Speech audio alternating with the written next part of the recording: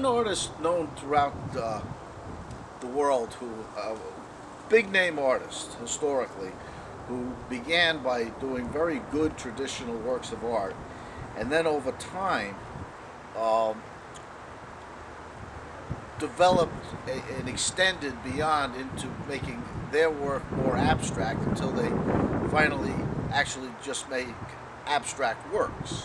Okay, they developed their own techniques for it, and the original works kind of morph into the abstract, and then there's something unique there, and that's a whole concept.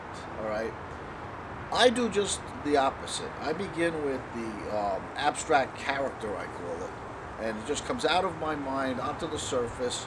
It's not really planned. It's more or less like a premonition, and then it's made permanent. And then I take that drawing and put it onto a rigid piece of wood, something that's durable and sturdy, and can even be tossed around a bit.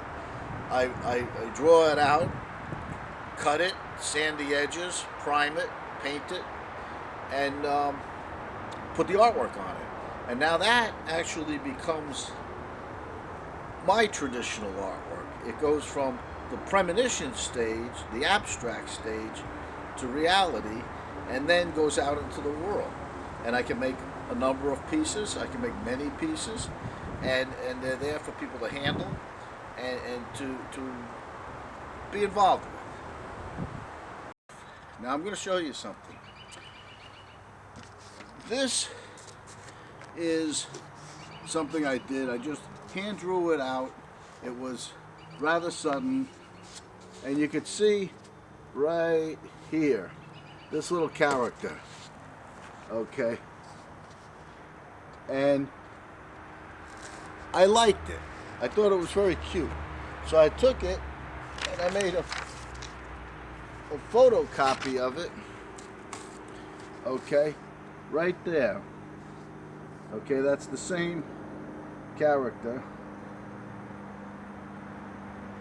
And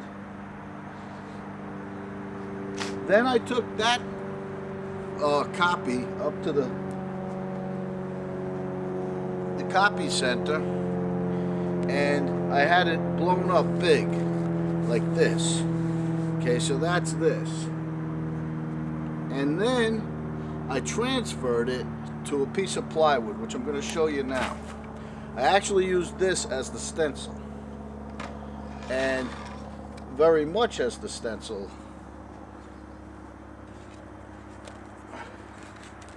As you can see, okay, I put it on the plywood, traced around it, and so the point being that the freehand little character I created actually becomes the plywood piece. And this piece wound up on a telephone pole for 3 years. Okay, now I'm going to show you, there's another one also right here that was made off the same stencil. I think this is a reverse of the other one. It's very easy. You just turn the stencil over and reverse it. The reason there are forwards and reverses is that I'd put it on a telephone pole like this, so traffic can see it coming from one direction, and then go around the other side of the pole, and I'd like it in the reverse so traffic can see it coming from that direction. Now I also made some smaller ones. This is for pedestrian traffic, and I put it in a village. This was up on a telephone pole in Sag Harbor, or Bridgehampton, I'm sorry, for quite some time, and it held up real nicely. Okay. Now, the point being, again, that when a person sees it, they're seeing what I actually hand drew spontaneously in the moment. And that matters. That's a specific type of artwork, okay? That's where the abstract is created in the moment, and it's just a moment in time. It's put on the surface. You've probably seen where people throw paint at a wall and call it their artwork. Great, okay? There's no forethought, it's a lot of happenstance. Well, there's a degree of happenstance to this, And then it becomes the reality of the piece. Now I want to show you something.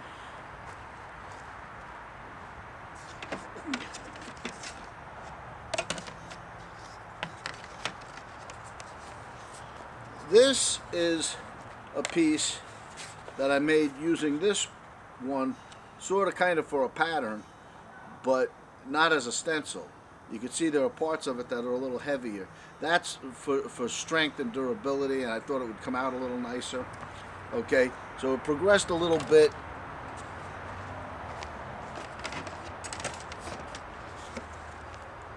This is a reverse of this one, so that there's a little bit of a variety going on, so to speak.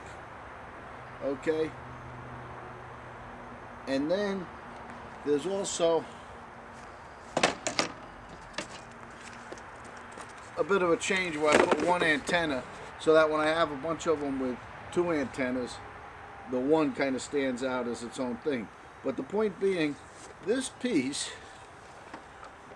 I like it, and it's got a D-ring on the back. It's actually installed on a piece of panel that I had painted, and I put a thin piece of plywood in between so it's raised off the panel. It's nice. Has a D-ring on the back so it can be hung on a wall by itself, and it's signed 2018. Actually, I probably created that in about 2015 originally, and I can just create all of these that I want to. I can give them away. I can give them as a promotional. I can sell them. But the point being that this piece, or ones like it, can be everywhere. Okay? I can put together a dozen of them and take them into a city, any city, and sell them very inexpensively so that they'll get out there, and tourists will take them to Europe, they'll take them to Africa, they'll take them to the Middle East. In other words, they'll distribute them if I'm willing to sell them cheap enough that people will just take them and go. And it's a way of getting my artwork out really all over the world. I'm a moment in time. That freehand, spontaneous character I made at that point was just a happenstance, but I like it. It's got its own pizzazz. And now they are in a lot of places. And it became the reality.